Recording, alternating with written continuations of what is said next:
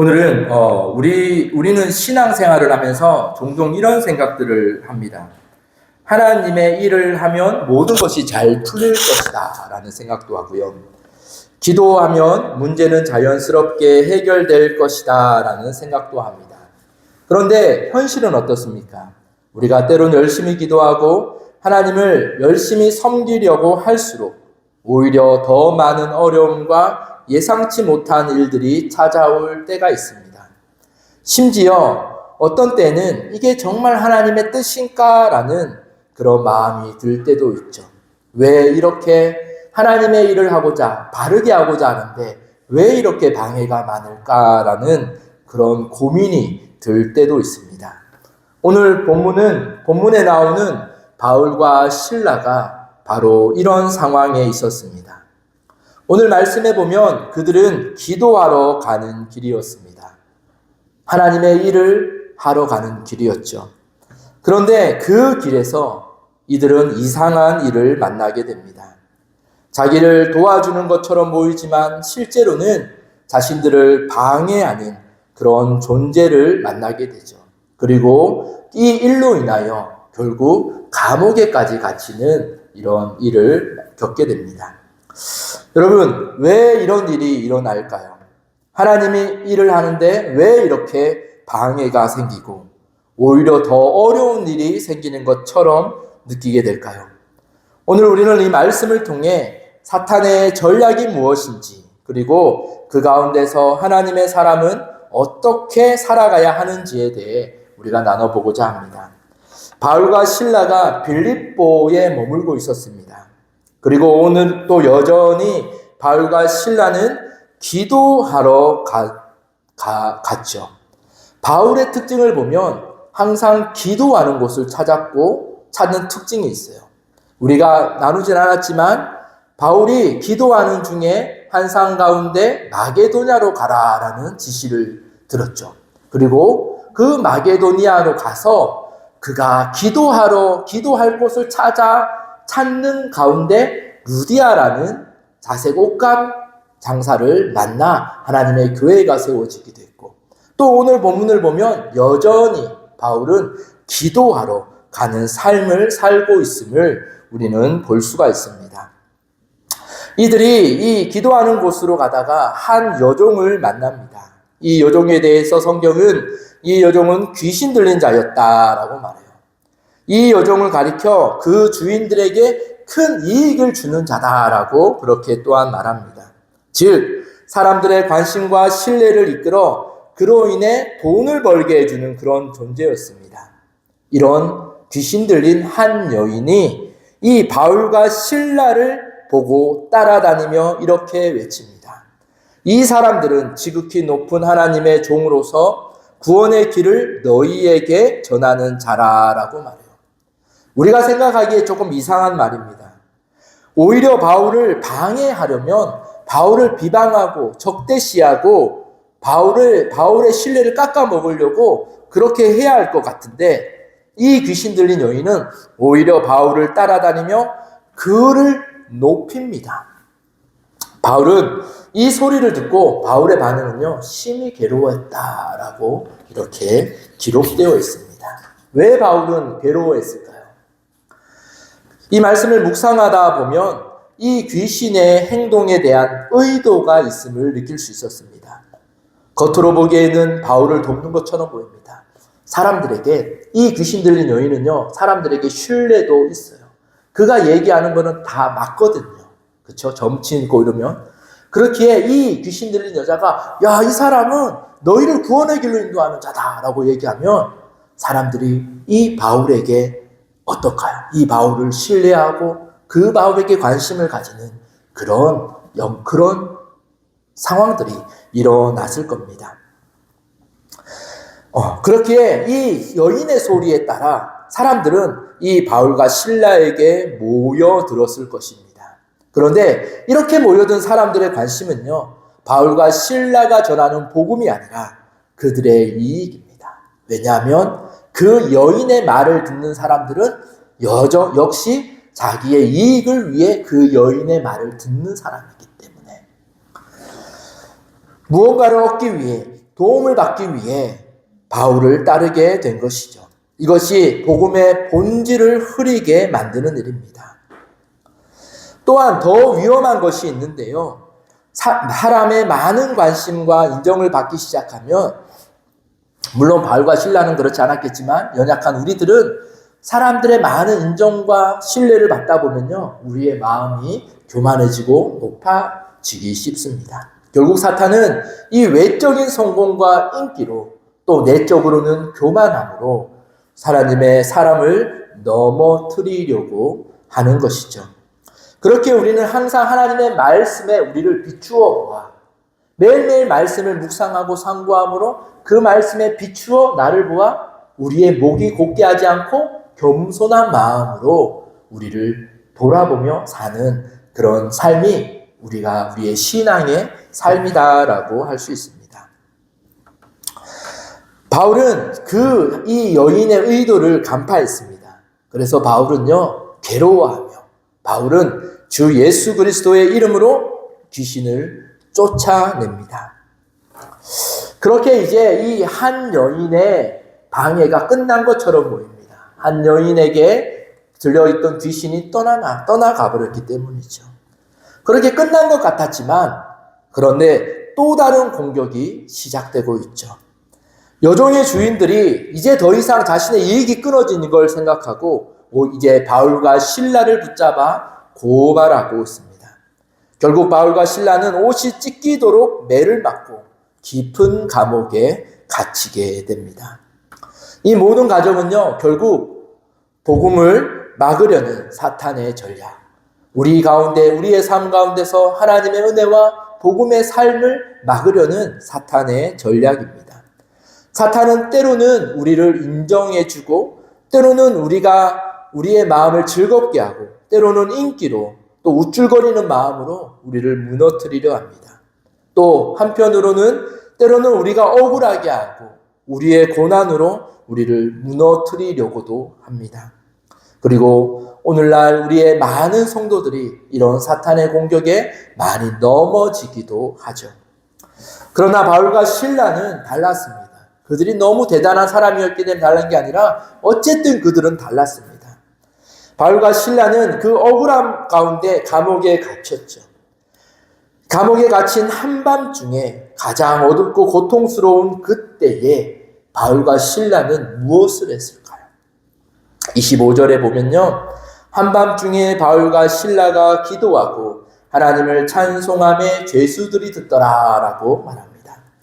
이것은 바울과 실라가 우리가 오늘 갇혔으니까 특별하게 기도하고 찬송하자라고 했는 것이라고 생각되지는 않습니다. 오히려 기도하고 찬송하는 삶, 이 바울과 실라에게 이 삶은 그게 삶의 습관이었고 또한 마땅한 삶의 일부였다라고 볼 수 있죠. 우리가 맨 처음에 그랬죠. 그 선교 여정 가운데 바울과 함께 다니는 선교를 했던 사람들은 항상 어디에서나 기도하는 습관과 그런 예배하는 습관을 가지고 있음을 우리는 엿볼 수 있기 때문입니다. 그리고 그 기도와 찬송은 아주 놀라운 변화를 일으키죠. 26절부터 보면요, 큰 지진이 나고 옥토가 움직이며 문이 열리고 모든 매인 것이 풀어졌습니다.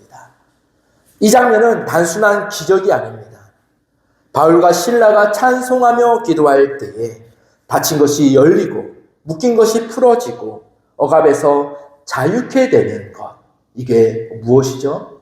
바로 복음의 능력이 이 바울의 그 삶, 찬송과 기도의 삶을 통하여 그 복음의 능력이 그 캄캄한 그 깊은 감옥에서 이루어지기 시작한 것이죠.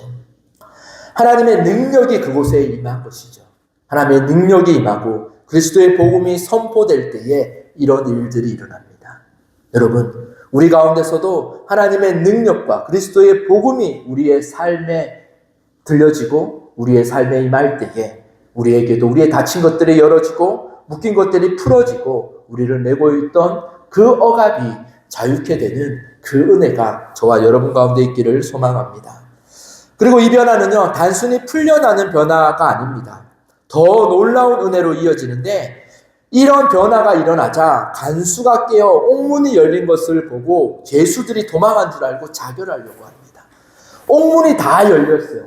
바울과 실라를 묶고 있는 그것만 풀어진 게 아니라 모든 감옥의 문이 다 열리고 죄인들을 묶고 있던 것들이 다 풀어졌습니다. 이 사실을 보자 간수는 이제 자기가 큰일 났다 생각했죠. 그리고 자결하려고 합니다. 그런데 바울이 이렇게 외치죠. 우리가 여기 있다 라고 외칩니다. 이게 더 놀라운 일입니다. 왜냐하면 옥문이 다 열렸는데도 그 죄수들이 모아져 있던 바울과 실라는 죄를 짓지 않았지만, 그죠? 그 감옥에 있던 죄수들은 여러 죄를 지었던 사람들일 겁니다. 그 죄수들이 한 명도 도망하지 않고 모두 그곳에 남아 있었습니다. 어쩌면 이것이 더 기적이기도 합니다. 왜 이들은 도망하지 않았을까요? 그 왜 죄수들은 도망하지 않았을까요?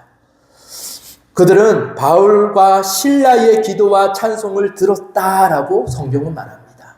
그들에게 그 바울과 실라의 기도와 찬송이 들려졌고, 그리고 그 능력이 임하는 것을 직접 경험했습니다.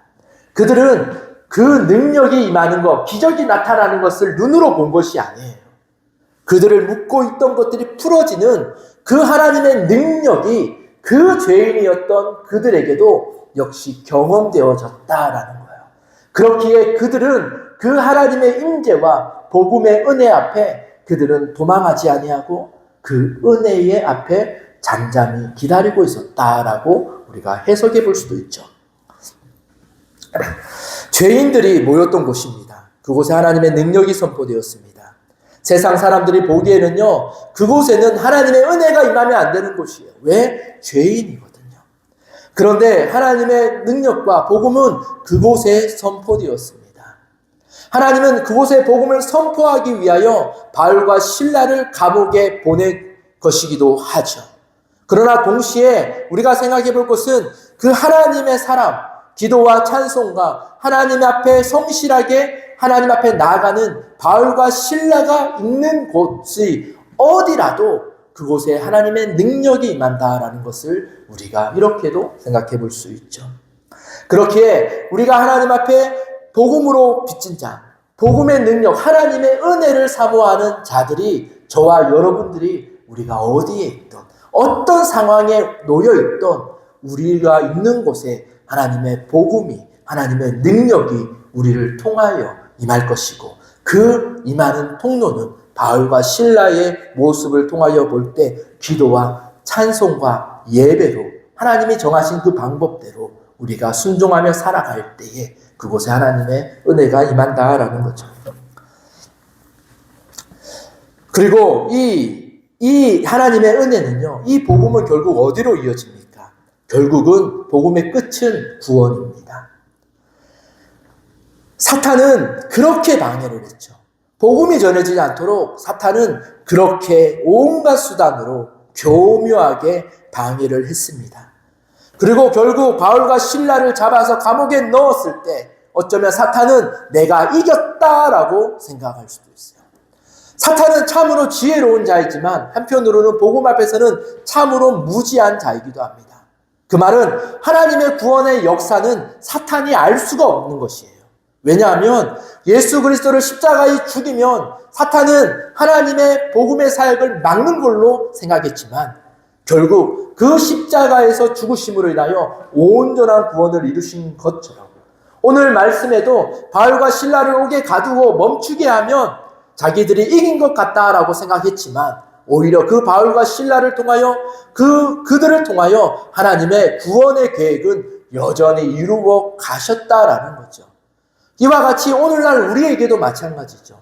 오늘날 우리에게도 하나님은 우리가 때로는 막히고 넘어지고 때로는 답이 없는 같은 삶을 살아간다고 하지만 하나님 안에 머물고 있는 우리를 통하여 하나님은 지금도 여전히 뭔가 하나님의 구원의 계획을 이루어 가신다라는 겁니다. 그 은혜를 가진 자들임을 저와 여러분들은 기억하셔야 돼요. 그리고 그것은 내가 이루는 것이 아니라 우리는 하나님 앞에 우리의 신앙의 본질, 기도와 찬송의 삶으로 우리의 삶을 살아갈 때에 하나님은 마땅한 하나님의 뜻을 이루신다라는 겁니다. 사탄은 바울을 넘어뜨려 했습니다. 처음에는 인기와 인정으로 그리고 억울함과 고난으로 공격했습니다. 그러나 하나님은 그것을 뒤집으셨습니다. 오히려 복음이란 감옥이라는 자리에서 복음이 전파되었고 간수와 그의 온 집이 구원을 받는 구원의 열매로 이어집니다. 오늘 또 사탄은 동일하게 역사합니다. 때로는 우리를 넘어뜨리고 때로는 우리를 높여주기도 하고 때로는 우리를 무너뜨리고 포기하기도 합니다. 기도하고 방해하고 예배를 방해하기도 합니다. 그렇기에 사도 바울은 너희가 선줄 생각할 때 넘어질까 주의하라 라고 우리에게 경고하기도 하죠. 여러분, 우리가 이제 기도의 생활들을 시작합니다. 또 기도의 신앙의 진지함으로 나아갑니다. 많은 경우에 기도를 하기 시작하면 뭔가가 깨달아지기도 합니다. 기도를 하다 보면 뭔가가 느껴지기도 합니다. 정말 뭔가 일어나는 것처럼 느껴질 때도 있습니다. 여러분, 그것은 하나님의 큰 은혜입니다. 그러나 우리가 이때에 우리의 마음이 높아지지 않을까 우리는 주의해야 한다라는 거죠. 그렇게 우리는 항상 기도와 말씀 또 찬양 이 하나님이 정하신 방편으로 우리는 우리의 마음을 앞서 말했듯 비춰보아 점검하며 살아가야 된다라는 거죠. 아주 중요한 것은요, 이런 상황들이 아니라 우리의 신앙의 본질입니다. 그럼에도 우리의 삶에서 찬양과 기도의 삶을 묵묵히 지켜나가는 우리들과 하나님은 언제나 함께 하십니다. 그리고 하나님께서는 자신의 영광을 위하여 우리의 기도의 시간과 우리의 찬양의 입술을 사용하십니다. 기억하십시오. 우리의 찬양과 기도, 우리의 예배와 신앙은 결국 무엇으로 이어지냐면 하나님의 구원의 열매로 이어진다라는 것을 기억하고 우리가 이를 위하여 또 우리가 남은 한 주간 동안 우리의 삶의 자리에서 성실하고 진실하게 기도와 말씀의 자리, 찬양의 자리로 나아가길 원합니다. 권면드립니다. 여러분, 우리가 찬양하는 습관도 들이길 원합니다. 여러분들 가정에서나 이동할 때나 어디서나 하나님을 찬양하고 때로는 찬양을 듣고 또 고백하고 시편을 읽고 그렇게 하나님께 찬양하는 것 또한 우리의 삶의 한 자리, 한 삶의 일부가 되기를 소망합니다. 기도하겠습니다. 하나님 아버지